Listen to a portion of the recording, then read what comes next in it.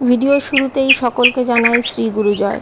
সোদপুর অঞ্চল শাখা সংঘের ৫৫তম বার্ষিকী মিলন উৎসব অনুষ্ঠিত হলো গত ২৮শে মার্চ ২০২৪ বৃহস্পতিবার। তো এই অনুষ্ঠানটি মূলত অনুষ্ঠিত হয় পঞ্চম দোলকে কেন্দ্র করে। তো দোল উৎসবের পঞ্চম দিন অর্থাৎ গত বৃহস্পতিবার এই সুন্দর অনুষ্ঠানটির শুভ সূচনা হয়েছে প্রভাত ফেরি ও তারপরে পতাকা উত্তোলনের মাধ্যম দিয়ে। তো সেই সম্পূর্ণ অনুষ্ঠানটুকুই আমি তোমাদের সামনে তুলে ধরলাম। তো তারপরে বাদবাকি অনুষ্ঠানও তোমাদের সামনে তুলে ধরবো। তো এতটুকু অনুষ্ঠান তোমাদের সামনে তুলে ধরলাম, তোমরা দেখো। আশা করছি তোমাদের ভিডিওটা খুব ভালো লাগবে। আর ভিডিওটা যদি ভালো লাগে তো একটা লাইক কমেন্টের অনুরোধ রইল। আর অবশ্যই কমেন্টে সকলে শ্রী গুরু জয় লিখো। আর যারা আমার চ্যানেলের নতুন বন্ধু আছো তো চ্যানেলটাকে অবশ্যই সাবস্ক্রাইব করে দিও। তো চলো ভিডিওটা দেখতে থাকো শেষ অবধি। শ্রী গুরু জয়।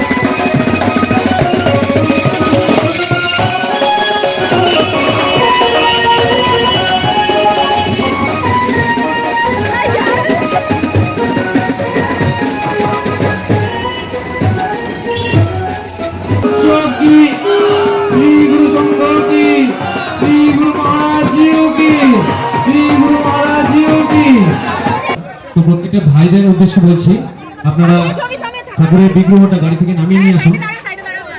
আমরা ঢাক এবং বাজনার সাথে ঠাকুরের বিগ্রহ শ্রীমঞ্চে উত্তোলিত করব।